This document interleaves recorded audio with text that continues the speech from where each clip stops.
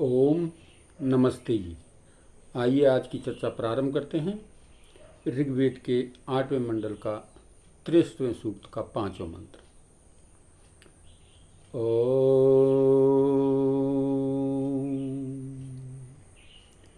इंद्रं वर्धन्तो अप्सुरः किण्वन्तो विश्वमार्यम् अपघ्नन्तो अरावणः। इंद्रम वर्धन्तः, आत्मा को बढ़ाते हुए, दिव्य गुणों से अलंकृत करते हुए, अप्सुरः तत्परता से कार्य करते हुए, अरावण अपघ्नन्तः कृपणताओं को दूर भगाते हुए, विश्वम आर्यम किण्वन्तः संपूर्ण विश्व को आर्य बनाते हुए सर्वत्र विचरे। तो मंत्र में 4 बातें बताई गई हैं। आत्मा को बढ़ाते हुए दिव्य गुणों से अलंकृत करें। दूसरी बात है तत्परता से कार्य करते हुए। तीसरी बात है कृपणता को दूर भगाते हुए, पापियों का नाश करते हुए, संपूर्ण विश्व को आर्य बनाते हुए सर्वत्र विचरे। ये इसमें चर्चाएं की गई हैं।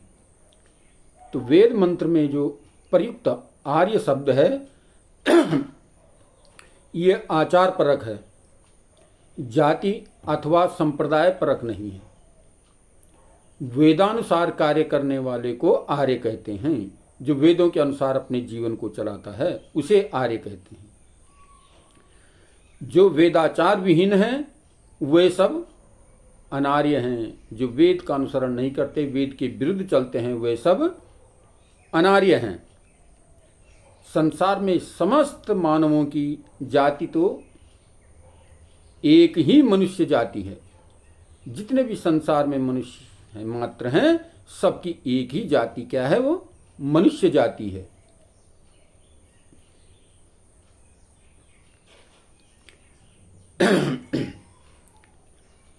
आचार की दृष्टि देखी जाए तो क्या है? 2 जातियां हैं, एक अनार्य और एक आर्य।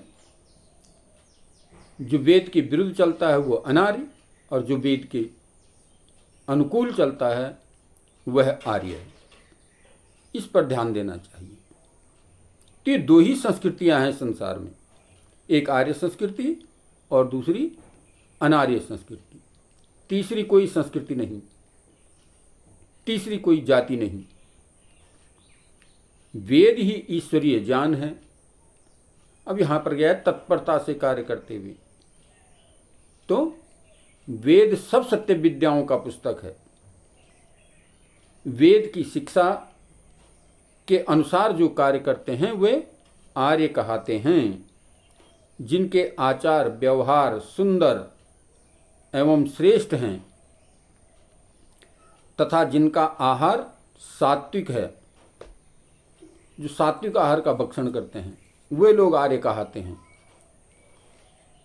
और सात्विक एवं नेक कमाई, सुंदर पूर्वक जो कर्म कमाया जाता है, जो धन कमाया जाता है, जो किसी को दुख कष्ट न देकर धन कमाया जाता है, वो जो है आर्य कहलाते हैं। जो इस प्रकार के कार्य करते हैं वे लोग आर्य हैं।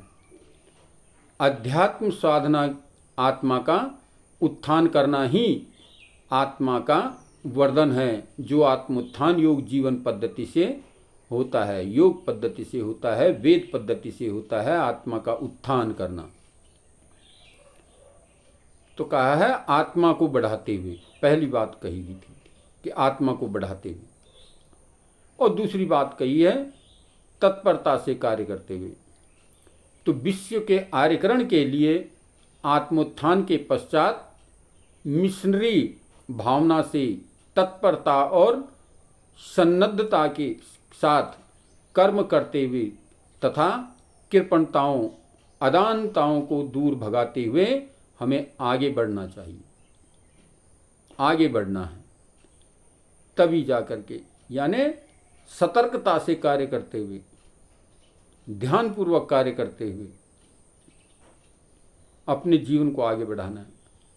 कृपणताओं को यानी अरावण, जो दुख,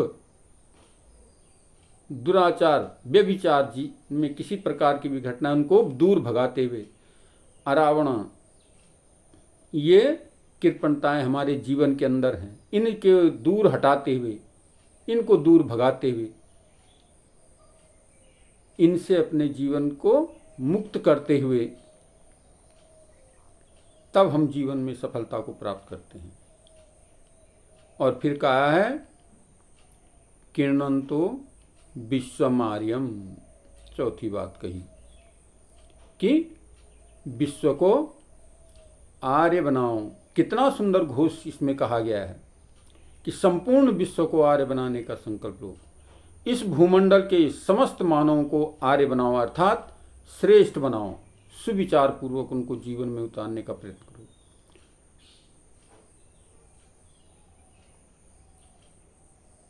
पर केवल घोष करने से, खाली किरणंतो विश्वमार्यम कह देने से आर्य नहीं बन जाएंगे। भावनाओं से ही विश्व कभी भी आर्य नहीं बन सकेगा। घोष और भावनाओं से, खाली घोष कर देना, मन में भावना रखना आर्य बन जाए, लेकिन नहीं।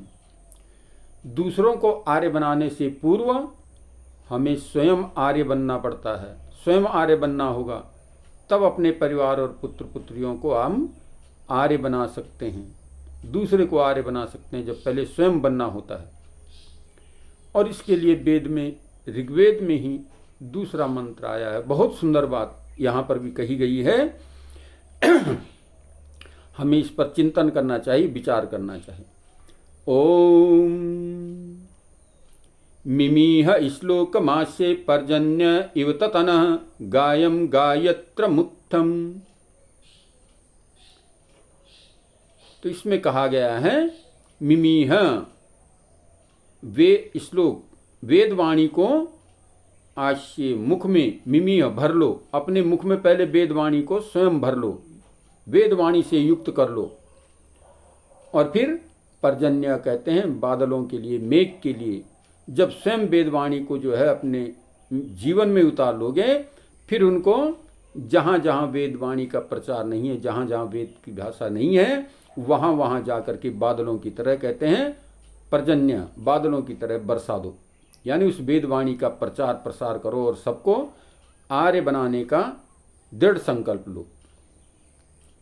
तो इसमें चर्चा की गई है कि हम अपनी आत्मा का सतत विकास करते हुए, आत्मा को बढ़ाते हुए, दिव्य गुणों से अलंकृत करते हुए, तत्परता से यानी सतर्कता पूर्वक कार्य करते हुए, अपनी बुराइयों को, दुरितों को दूर भगाते हुए,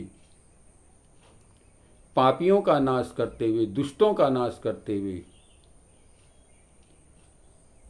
और संपूर्ण विश्व में विचरते हुए संपूर्ण विश्व को आर्य बनाएं, यानी सबको श्रेष्ठ मार्ग पर लाने का प्रयत्न करें। और ये काम केवल और केवल आर्य समाज ही कर सकता है। महर्षि दयानंद द्वारा स्थापित आर्य समाज समस्त विश्व को एक सूत्र में बांधने का प्रयास करता है, प्रयत्न करता है और सत्य के मार्ग पर चलने के लिए प्रेरित करता है। तो आओ हम सब भी आर्य समाज की शरण में आएं। जहाँ जिसके नज़दीक की आर्य समाज है, उस आर्य समाज में अवश्य जाएं, क्योंकि आर्य समाज हमारी माता है और माता जो है पुत्र का हित चाहती है। सर्वोपरि हित यदि कोई चाहती है तो वो केवल और केवल माता होती है। तो इसलिए आर्य समाज को भी यहाँ पर माता कहा गया है। तो जितने भी इस वीडियो को सुन रहे हों, मेरी प्रार्थना है उनसे कृपा करके रविवारीय सत्संग में कम से कम अपने निकटतम आर्य समाज में अवश्य जाएं और अपने विचारों से अवगत कराएं। तो सभी सज्जनों से निवेदन है कि कृपया आर्य बनने का प्रयास करें, यानी श्रेष्ठ बनने का प्रयास करें। अर्थात हम जो है उत्तम मार्ग पर चलते हुए वेदवाणी को अपने जीवन में उतारते हुए श्रेष्ठ मार्ग पर चलने का संकल्प लें। ये मंत्र बता रहा है। तुम इस मंत्र के आधार पर अपने जीवन को श्रेष्ठ बनाने का प्रयत्न करें। आइए आज की चर्चा को यहीं पर विरमित करते हैं। ओम शांति।